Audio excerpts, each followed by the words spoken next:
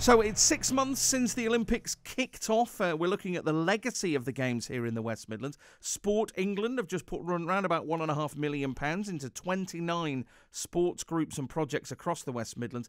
Another part, though, of the legacy aspect was the community games, which started here in the West Midlands and then were rolled out nationally, joined by Leanne Youngson, who ran a community games in Walker's Heath Park in Birmingham last year. Leanne, good morning. Good morning. So how did it come about? Just remind us what you did.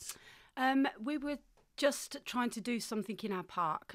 We were a newly formed friends group that were taking hold of a park that had once been like a sports ground, a premier sports ground, serving 2 council estates, but had become so run down that it was literally just green grass. So we heard about the Community Games initiative, and that was really in keeping with obviously the heritage of the site and the Olympic year. So we thought we'd do that, and we did. Okay. What are the community games then? Explain what those are, if no one's clear on that. Well, Community Games was an initiative of a Legacy Trust and the Birmingham Sports and Physical Activity Partnership, and it was meant to bring the spirit of the Olympic Games to your local area, and it was basically could be done by anybody. There was some training involved. They would lend you some basic equipment and some banners and some certificates. So for us, that was really attractive because as a new group, we didn't have any money. Yeah. We just thought we would just borrow a few hula hoops, run some like egg and spoon races, and just have a bit of a jolly in the park. And was that what it was on the day, or was it a little bit more than that? No, it grew dramatically. We were funded by Awards for All, and we applied for this funding so that we could run a consultation as well on the day, because obviously the community hadn't used the facility. Well, there were no facilities, and we wanted to really engage the community and see on that day what they wanted to do, and if they had a vision for the park, and if it was a shared vision that we had as a group. So we put on a full programme of 4 hours of free activities, wide-ranging culturally activities and sporting activities. Did an opening ceremony, closing ceremony. We had a barn dance, open mic. We were joined by the England under-16 rounders team. We had the Tug of War Association. Everything, loads of stuff, and people just came out, and it was such a lovely day. We had about between 300 and 400 people. Wow! And it was a drizzly May day. Yeah, very drizzly. And it was, people stayed around for the whole time. And I think what it did for us, the Community Games, is people just. We'd staked it out, we'd marked it out, we had a wood carver there, and I think they were just absolutely blown away by what was possible and what we'd achieved in that one day.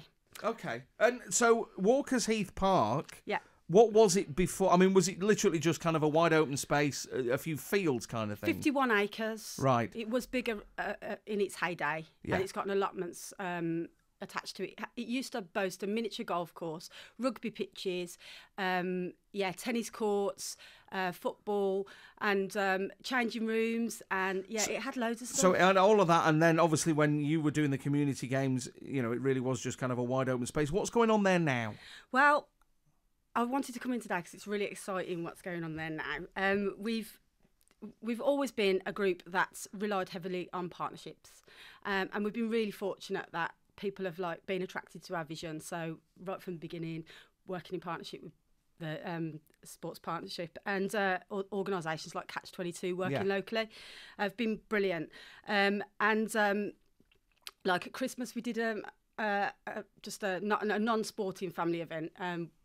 Basically one of our young people did an O2 Think Big project, so we had Santa there and elves and everything. So that Brilliant. was that wasn't really sporty, but we've actually got some really exciting sporting partnerships on the go already. So in December we started a football programme for 16 to 30-year-old males. This again was a partnership. It's with an organisation called Start Again, and 2 young people have been trained up to be level 1 coaches, and they're going to be employed by Start Again as community coaches. So that's rolling till May. Due to start this Saturday was boot camps. Walker's Heath Park is currently being protected by the Queen Elizabeth II Fields in Trust.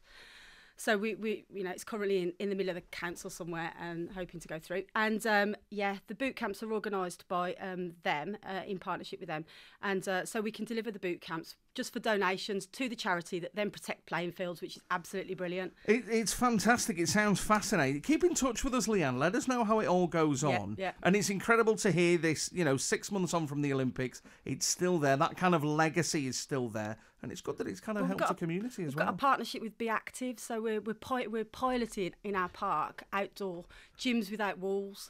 So that's happening as well. So there's so much exciting stuff happening. Excellent. Leanne, thanks very much for coming in. Lovely to see you. All right. Leanne Youngson there, who ran community games in Walker's Heath Park in Birmingham last year. But as you can hear, it's gone on to be so much more than that.